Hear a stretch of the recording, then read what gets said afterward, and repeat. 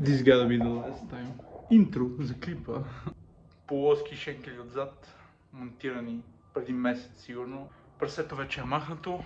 Генерален апдейт за годината. Ще караме нищо интересно. Стандартното е сепарела. Единствената разлика тази година е, че Содрифт имат стрит шампионат, в който всички са надъхани да карат. Аз съм малко 50-50, защото колата ми не е стрит. За мен е стрит кола, която караш по улицата и примерно до ивента. И там караш с нея. И стрит. В България стрит значи, че нямаш клетка. И затова вместо да караш в Pro 2, караш в стрит.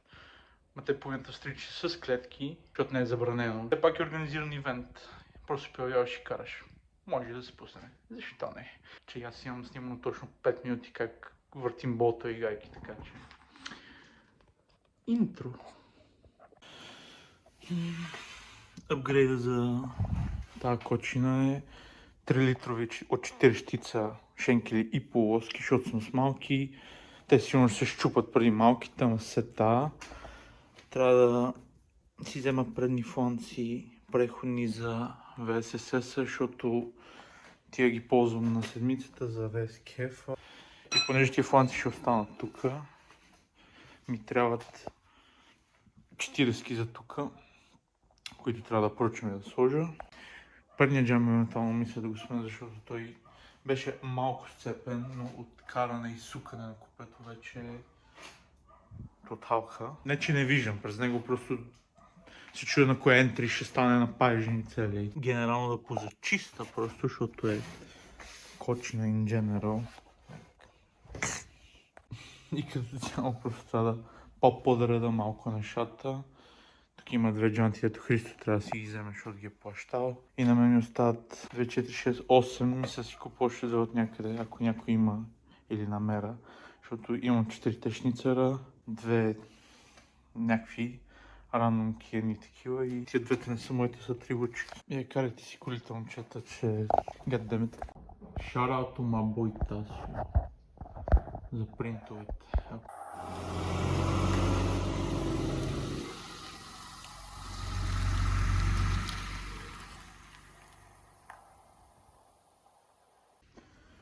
Дай ми тръгна всичките тия неща. Единия шенкел е изчистен. Time for part 2. Шинглите са готови, изчистени.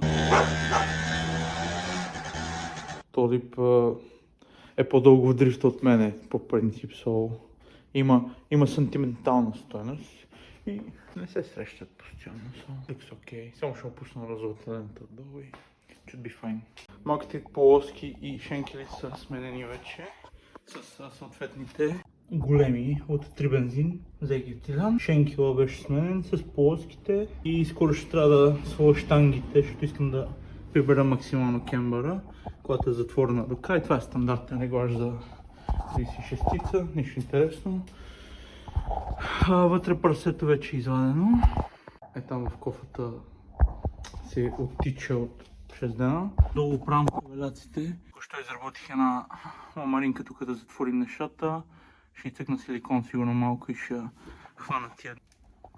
Тази стелка да ти направих, също искам да я доуправя, защото като се качва мили трябва да стъпа като балеринка така и да влеза.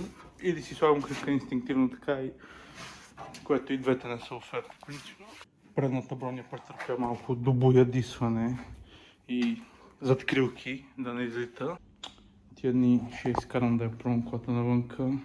Забелязах, че долу на горния носач, където мина полоската, доста е близко до захвата на стап щангата. Аз нямам стап щанга отзад, но доста е близко и има шанс, може би, под някакво натоварване да задира в полоските. Затова ще изкарам я пром, то веднага ще се чуе и ще видя дали трябва да ги модифицирам с инструмента.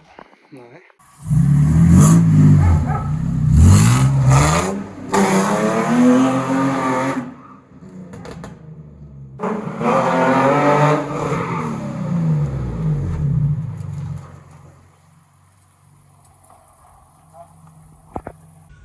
Снима, колега.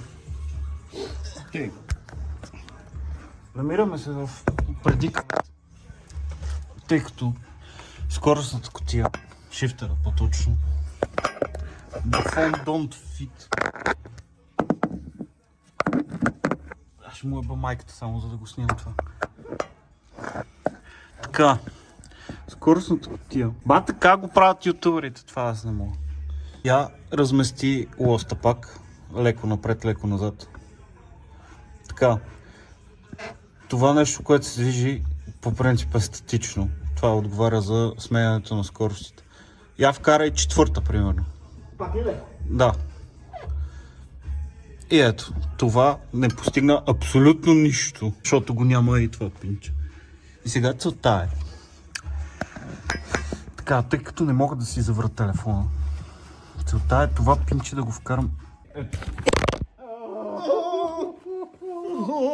Yeah.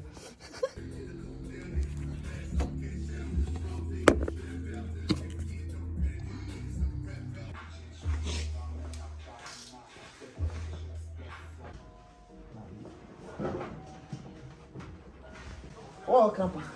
Au. I hope.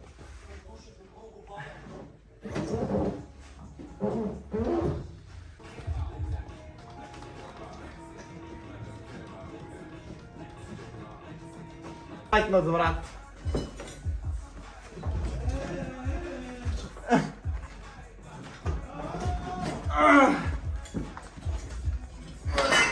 God damn it.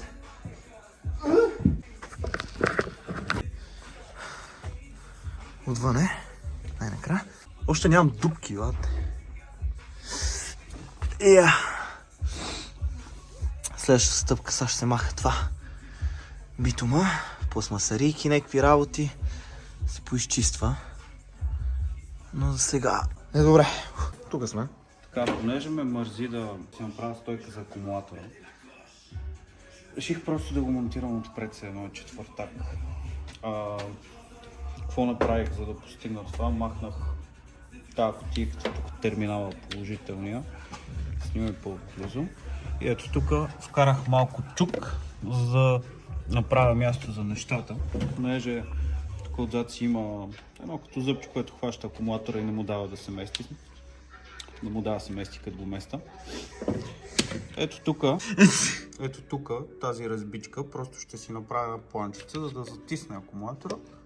Си направя две клеми и той се вози. Сега, Чекара. идеята ми е, примерно е това да изрежа, защото вече и без това има ъгъл, и да видим как ще стане. И така, този флекс определено не е пуснат в контакта, обещавам. О май гад.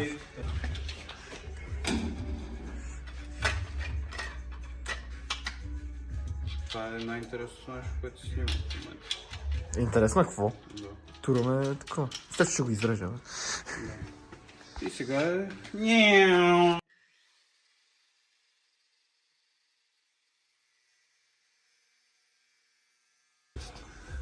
Тук сме. Ще светиш там, дето искаш. Планката е готова. Да планката, брат. Engineer. Yeah, and now it don't fit. Сега не ме разбира погрешно, ще е крайно гадно. Ще държи ли? Ще държи. Хоп, тук сме. Ако не я навивам на криво в момента, ще държи. Просто навивам бавно и внимателно по някаква причина. Акумулатора ми беше в зад седалката, вече не е и кабела се дисконектна. Стегна. Да си той... A little bit. Тей клемите ще го държа. Да, къде ще го държи? Чекара.